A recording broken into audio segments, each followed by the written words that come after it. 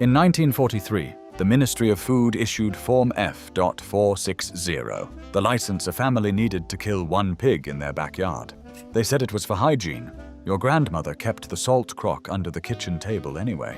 The same ministry that begged families to save every scrap spent 30 years outlawing the skills it had taught. Number 8 will tell you how 3,000 varieties of farmhouse cheese became 4 factories. Number 6 fed a family of 7 for 9 days on a piece of wire. Somebody made money when you stopped doing them. Let us count down. Number 20. The salt-cured flitch hanging from the kitchen beam. Your grandfather hung 2 sides of pig from a beam in the back kitchen, packed in dry salt for 3 weeks, then turned and rubbed for another 3. The flitch, a whole side, fed a family of 6 from December to May. No refrigerator, no power, just salt, thyme, and a knife. The Bacon Marketing Board was established in 1933. By 1948, regulations required all bacon producers, including domestic, to sell through licensed channels. Selling a side of cottage-cured bacon to a neighbor became an offense under the Bacon and Ham Order. The Ministry of Food told your grandfather his curing was unhygienic. He had cured pig for 30 winters and never lost a man. The same ministry that prosecuted him for selling a home-cured ham now allows nearly 60% of the bacon eaten in Britain to be imported, much of it from countries with weaker welfare standards than the cottage cure he was banned from selling. The flitch is gone. The hook is still in the beam. But if you think the bacon trade was rigged, wait until you see what they did to a hen. Number 19. Eggs preserved in water glass. In 1941, the Ministry of Food brought eggs under the National Egg Distribution Scheme. Selling a surplus egg without registering with the scheme was an offense. By 1943, your grandmother's 6 backyard hens had to be officially registered, and her egg ration coupons surrendered in exchange. Then the surplus came. 20, 30 eggs a week in spring, 6 in November. She bought a 4-gallon galvanized bucket. She mixed sodium silicate, the water glass, with cold boiled water. Each fresh, unwashed egg was lowered into the solution, small end down. Sealed pores, no oxygen. The eggs kept for 8 months. She ate fresh-tasting eggs at Christmas from a hen that had laid in April. Nobody ever fell ill. Nobody ever complained. She did it for 40 winters. The scheme was abolished in 1953. The skill went with it. Today, the supermarket aisle holds eggs from a hen that has never seen daylight, kept fresh by refrigeration and date codes, sold for 3 times the price your grandmother spent on a bucket of water glass for a year. She had a bucket. We have an aisle. Eggs went into a bucket. The next skill went into a crock under the kitchen table, sealed by the fat from your great-grandmother's own Sunday joint. Number 18. Pork chops sealed under a layer of clarified fat. A Sunday in late autumn in a Devon farmhouse, 1898. Your great-grandmother brought down 4 pork chops, cooked them slowly in their own fat until they fell from the bone, then packed them into a deep stone crock. Over the top she poured the rendered strained fat, 3 fingers deep, until it set white and hard as candle wax.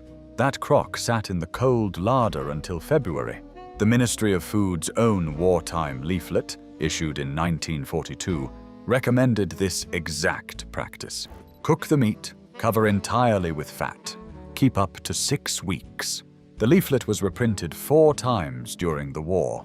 It is now effectively impossible to sell meat preserved this way in Britain without a temperature-controlled food business registration, full HACCP documentation, and approval from your environmental health officer.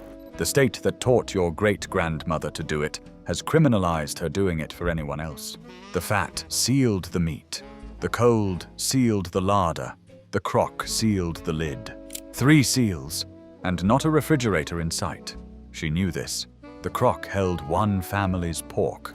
The next skill held an entire pig, and the wartime government trusted your grandfather with a 1-page form to do it. Number 17. The single home-killed pig.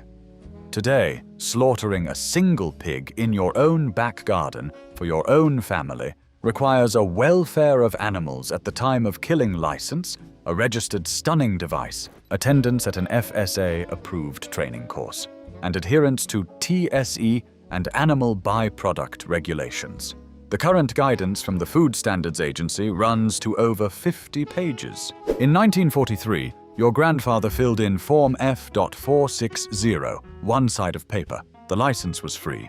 The pig was fed on household scraps collected in a pail kept by the back door. The Small Pig Keepers' Council, set up by the Ministry of Food, recommended a single pig per household. The family kept half. The ministry took half for general distribution. Joe and Eddie, the village slaughtermen, came on the appointed morning.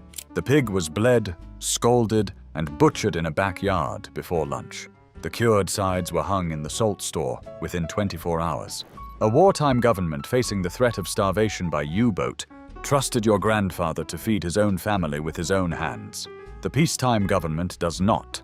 The form was one page. The skill was one generation. One pig fed one family. The next item is what happened when the same ministry decided the country did not need 100 regional bacons either. Number 16. The Bacon Man, the curing tradition, and the law that buried them both. Before 1933, every county in England had its own bacon. Wiltshire Cure, Yorkshire Dry Rub, the Suffolk Sweet Cure with treacle and beer, the Ayrshire Roll. There were over 100 regional methods, passed down through generations of farmhouse curers, village butchers, and the cottage smallholder. Your great-grandfather knew which farm on the Hampshire Downs produced the sweetest gammon and which Welsh Hill family hung their hams with juniper. In 1933, the Pigs Marketing Board and the Bacon Marketing Board were established. They were designed on paper to stabilize prices. In practice, they made it almost impossible for a small producer to sell a side of bacon outside the official scheme. By 1939, more than 70% of British bacon was imported from Denmark and Poland. The war should have reversed this. Pig clubs sprang up across Britain, thousands of them by 1943. The Metropolitan Police Pig Club at Nine Elms collected swill from local factories. The Hyde Park Station Club built its sty from timbers out of bombed houses. The farm cottage pig returned to the back garden. When the war ended, the boards did not. The Bacon and Ham Order of 1949 kept commercial sale of home-cured bacon under license. The licenses were rationed. The small producers were squeezed out by the same factories that had cleared the market in the 1930s. By 1955, the regional bacon tradition was effectively dead.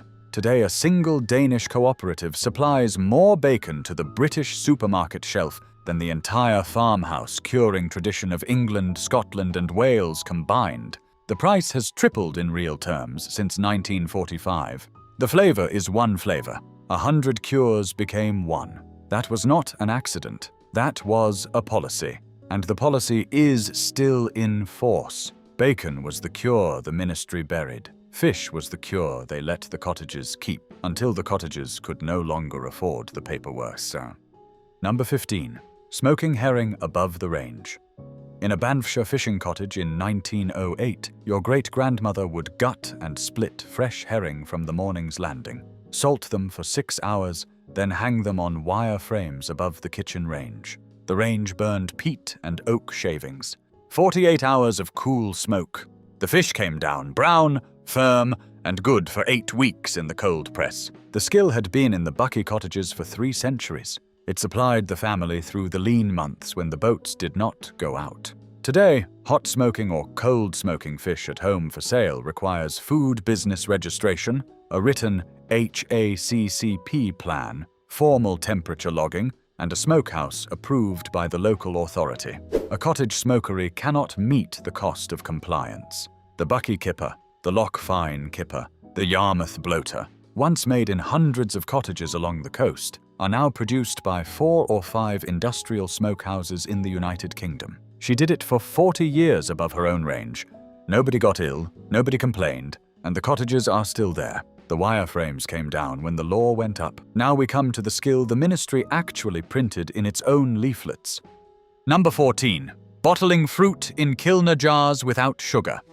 In 1941, sugar was rationed to 8 ounces per person per week. The Ministry of Food published a leaflet its bottling guide reprinted yearly through the war that explained how to bottle plums, gooseberries, blackberries, and rhubarb with no sugar at all. Sterilize the jar in the oven, pack the fruit hot, seal with the rubber ring and clip, cool slowly. The fruit kept until the following August. Your grandmother bottled 400 jars in the September of 1942.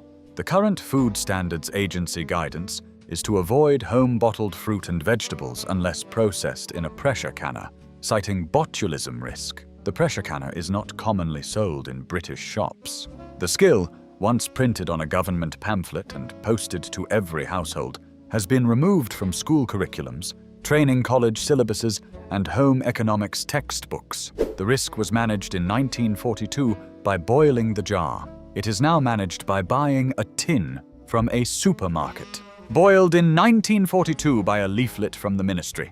Warned against today by an agency of the same state. The risk did not change. The state did. But the ministry's biggest reversal was not on fruit. It was on the fat that fed every working family in Britain. Number 13. The dripping pot under the meat safe.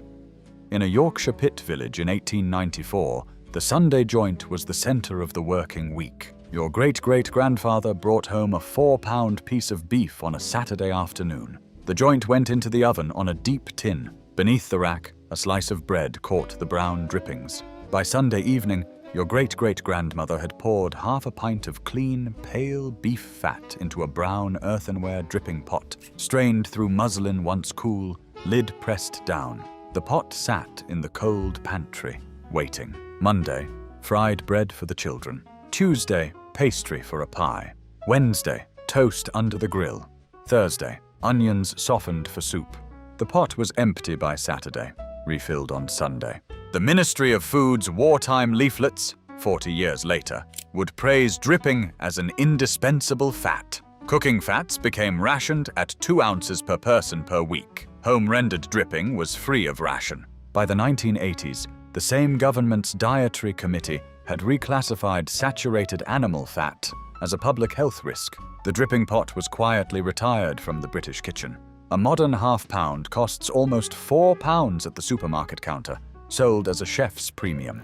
She lived to 91. She fried in beef fat for 68 years. The pot is gone. The cardiologist is in. Beef fat was one quiet ritual. The next required a board, a pat, and a marketing board that decided who could sell it. Number 12. The wooden butter pat, the dairy churn, and the board that owned the milk. Until 1933, every dairy farm in England and Wales sold its milk on its own terms. Some farms sent the morning yield to the doorstep round. Others kept half back for cheese. Most reserved a churn or two for butter, sold at the gate, traded at the market, or stored for the family. Your great-grandmother in a Cheshire cottage worked the wooden butter pats 4 mornings a week and turned out 2 pounds of pale gold butter that sat under a cold cloth in the dairy. In 1933, the Milk Marketing Board was created. Almost every drop of milk produced commercially in England and Wales had to be sold to the board. The board pooled, processed, and distributed the milk. Pricing was set centrally. Individual sale was effectively outlawed for any farm registered as a commercial producer. During the war, the board's powers were extended. After the war, they remained. The farmhouse butter tradition, which in 1930 had supplied perhaps a quarter of British butter, was reduced to a curiosity by 1955. The board was not abolished until 1994. By then, the cottage butter pat was a museum object. There were no farmhouse dairies left in most counties to take up the practice again. Today, around 70% of butter eaten in Britain is imported. The wooden pat that once turned out 2 pounds a morning for the price of a churn handle is sold as an antique on internet auction sites, roughly £12 for a Victorian pair. The board promised stable prices. It delivered a single price and a single butter. Tens of thousands of cottage dairies, all of them gone, and not one was lost to laziness. They were lost to a board. The board owned the milk. The next skill needed no board at all, just cabbage, salt, and a crock left to its own quiet work in the cold pantry. Number 11. The salt-glazed crock of pickled cabbage.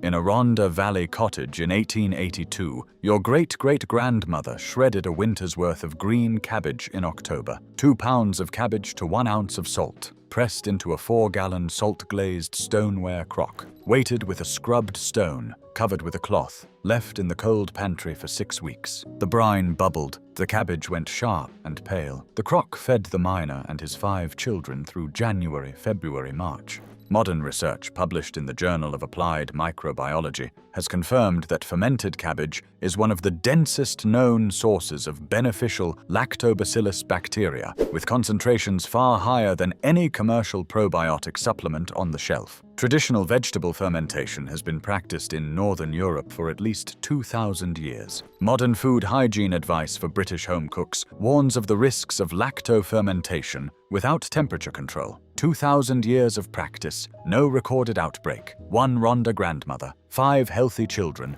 and 1 museum case at St. Fagan's that now holds the crock she used to use. The bacteria are still here. The skill is not. Cabbage was a winter skill. The next one belonged to autumn, when the orchard came in and the range did the work. Number 10. Apple rings on a string above the range. Your great-grandfather planted 6 apple trees behind a Worcestershire cottage. In a good year, and 1909 was a good year, your great-grandmother brought in 12 bushels of cooking apples in late September. She peeled, cored, and sliced them into thin rings the thickness of a penny. Each ring threaded onto a length of cotton string. The strings hung above the cast-iron range in the kitchen. 2 weeks of dry heat. The rings shrank to half the size, leather soft, pale brown. She packed them into clean paper bags and stored them in a wooden tea chest in the dry larder. Apple pie in February, applesauce in March, stewed apple for a child with a cough in April. She did not need a dehydrator. She did not need a recipe. She had a range that ran 20 hours a day for cooking, baking, water, heat. The drying was a side effect. Today, an electric food dehydrator costs £40, runs at 120 watts for 10 hours per batch, and the dried fruit is sold back to her great-granddaughter at the supermarket for £9 a kilo. The range did it for free. The string is still in the drawer, if anyone thought to look. If your grandmother dried apples on a string above the range, hit subscribe. We are halfway down, and the room that held all of this together is still to come. Now we come to the skill that grew on every hedgerow in Britain and is still growing there today. Number 9. Rosehip syrup from the hedgerow. A modern British family spends roughly £50 a year on vitamin C tablets and supplements. They are made in factories in Switzerland, Germany, and China, shipped in bulk, blister-packed, and marked up for the chemist's shelf. In 1942, the Ministry of Food organized the National Rosehip Collection Scheme. School children, scouts, and the WW. I gathered hundreds of tons of wild rosehips from the British countryside in a single autumn. The hips were boiled, strained, and reduced with a small allocation of sugar into a thick red syrup. By 1943, the scheme produced hundreds of thousands of bottles of national rosehip syrup, distributed through welfare centers to children under 5. A wild rosehip contains, weight for weight, around 20 times more vitamin C than an orange. Your grandmother walked the hedgerows of Kent in October with a wicker basket. Free vitamin C from a wild bush growing in a ditch. She made 12 jars a year. They lasted 12 months. The hips still grow in the hedgerow. The hedgerow has not been banned. It has merely been forgotten. Nobody banned rose hips. Somebody just stopped telling you about them. A wild bush could feed a child through winter. The next skill kept a farm alive for centuries, and the Ministry of Food took only 15 years to bury it. Number 8. The cottage cheese press and the death of 1,000 cheeses.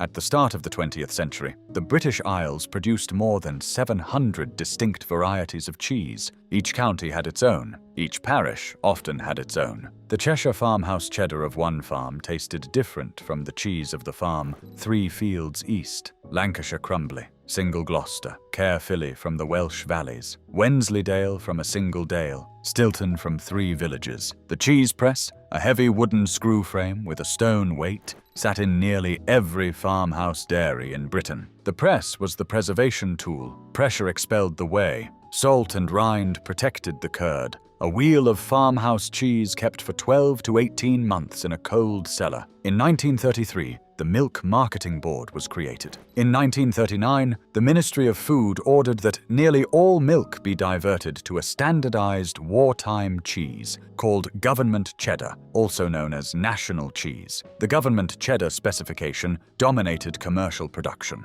Hundreds of regional cheeses ceased manufacture overnight. When the war ended, controls on cheese remained in force until 1954. By then, the dairies were closed. The farmhouse presses had been broken up for firewood or sold for scrap. The skill, passed down for centuries, mother to daughter in cottage dairies, was gone in a single generation. In 1948, there were over 1,000 farms producing farmhouse cheese in England and Wales. By the 1980s, there were fewer than 50. Today, the figure has recovered somewhat, but only a handful produce a true regional cheese using raw milk. The Food Standards Agency has been actively pressuring producers to pasteurize since the 1990s. Raw milk cheese, the only kind your great-grandmother ever made, accounts for a tiny fraction of British cheese production. 700 cheeses cut down to one by a board, an order, and a press release. The press is in the antique shop. The dairy is the dairy aisle. 700 cheeses went into one. The next skill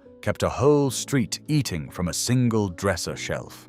Number 7. Pickled eggs in a jar of malt vinegar.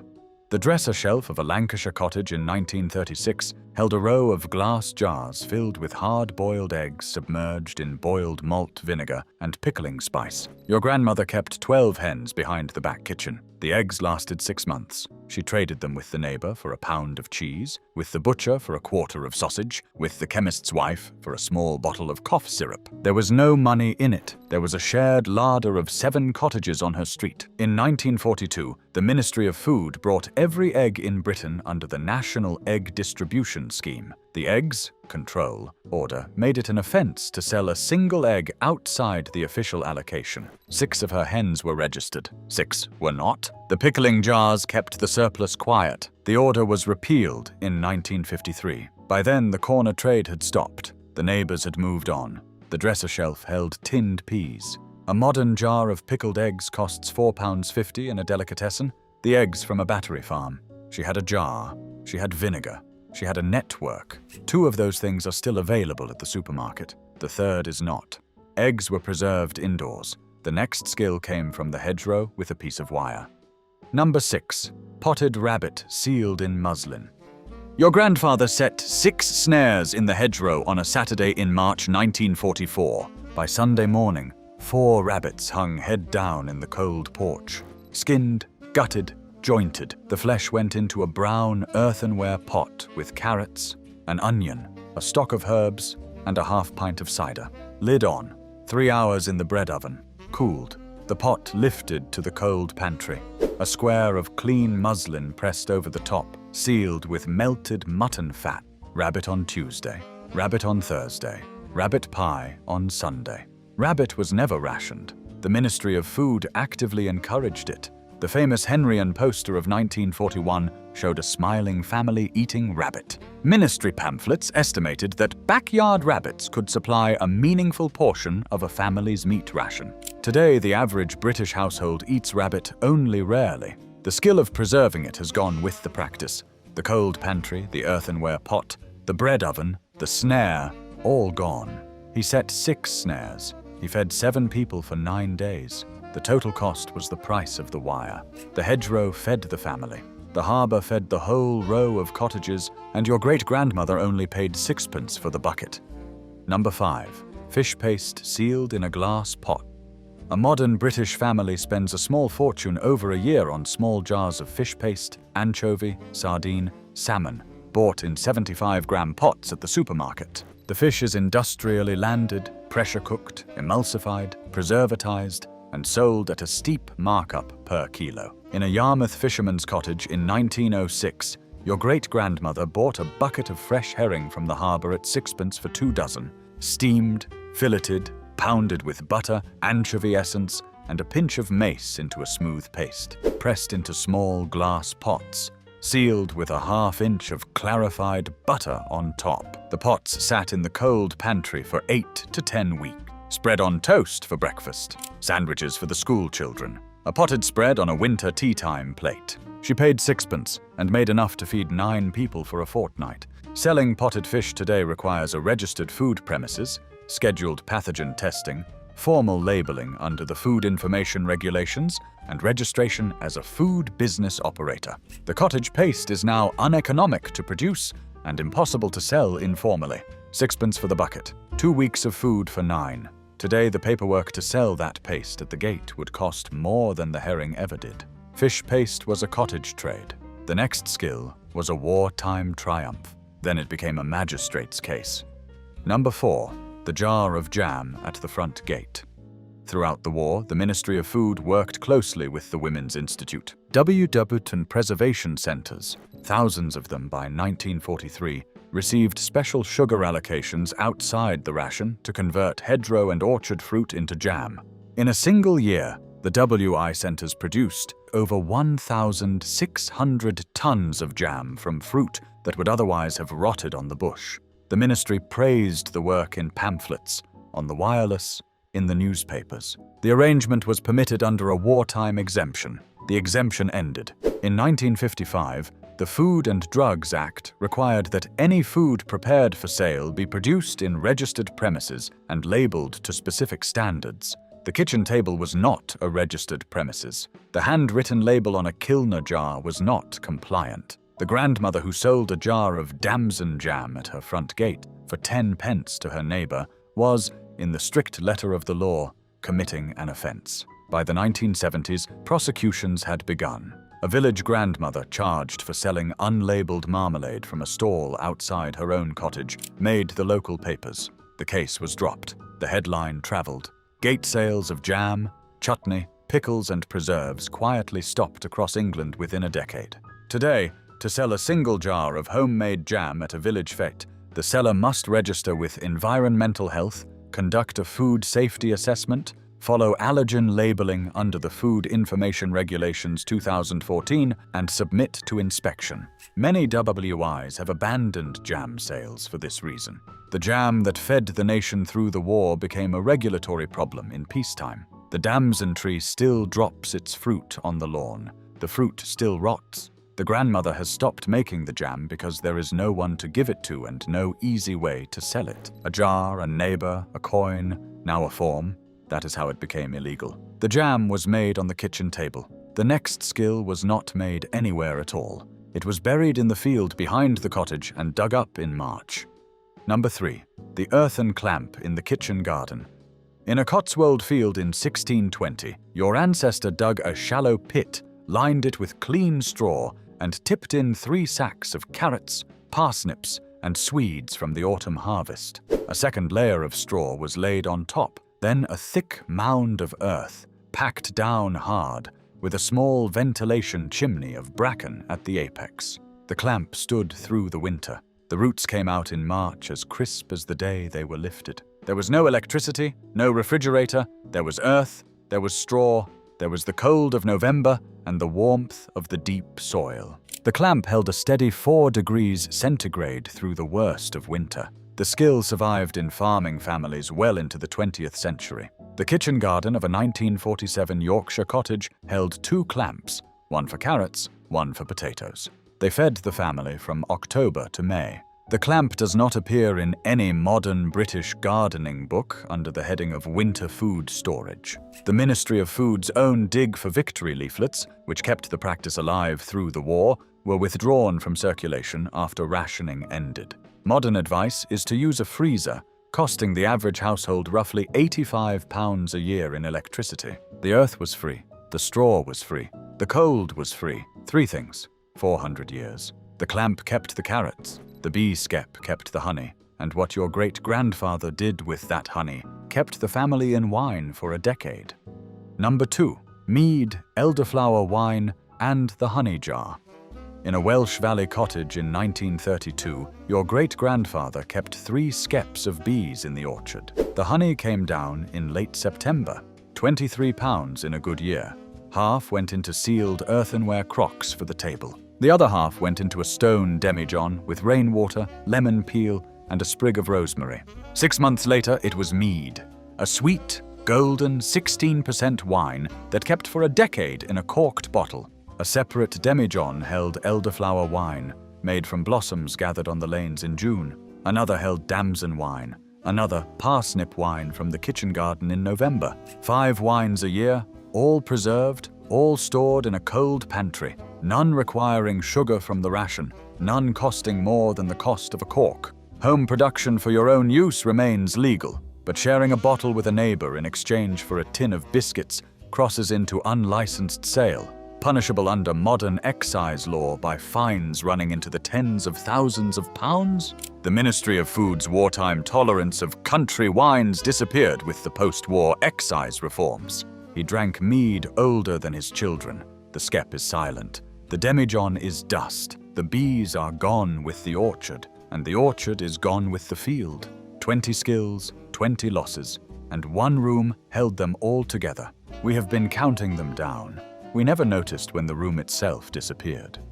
Number 1. The cold pantry, the larder, and the system that held it all together.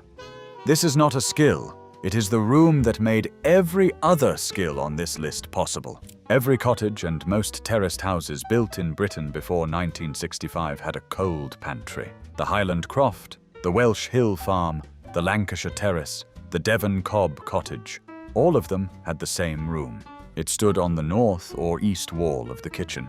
It had a stone or slate shelf, a wire mesh window vent at the top, a brick floor, and no heating of any kind. The temperature held steady between 4 and 8 degrees centigrade through every month of the year. The pantry kept butter for a fortnight, eggs for 6 weeks, bottled fruit for a year, cured bacon for 6 months, cheese for 18 months, dripping for a week, potted meat for 2 months, and country wine for a decade.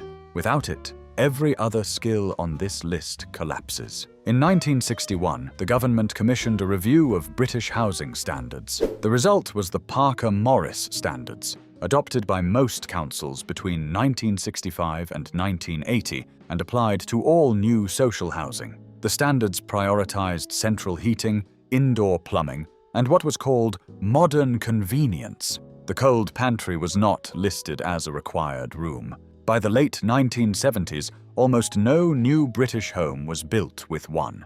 The fridge was sold as a replacement. It was not. A fridge holds 4 cubic feet at 5 degrees and runs on electricity for the rest of its life. A pantry held 30 cubic feet at the same temperature and ran on nothing. A fridge will not keep a cured ham, a bottled jar of plums, a wheel of cheese, a crock of pickled eggs, a clamp of carrots, or a demijohn of mead. The pantry kept all 6 at once, for a year, in the same room, for the cost of building it. The British house was redesigned to remove the room that made British food preservation possible. The skills did not die because grandmothers got lazy. They died because the architecture of the house was changed underneath them. In 1900, almost every British home had a cold pantry. By 1980, almost none did. Today, an estate agent listing a cottage with an original cold pantry treats it as a feature worth a paragraph and a few £1,000s on the asking price. The ministry made the skills illegal. The architects made them impossible. Your grandmother kept the salt crock under the kitchen table because she had to. The Atlantic was full of submarines. The shop shelves were thin, and when she walked to the cold pantry and reached for the jar, she fed her family with her own 2 hands. There was a quiet dignity in that capacity that no modern comfort has ever replaced. That knowledge did not die. It went quiet. Tell me in the comments which skill on this list your family knew. The water-glass eggs, the dripping pot, the Kilner jars in September. Somebody in your family did one of these, and I want to know which. The ministry is gone. The skills are not. The jar is on the shelf. The hands are still yours.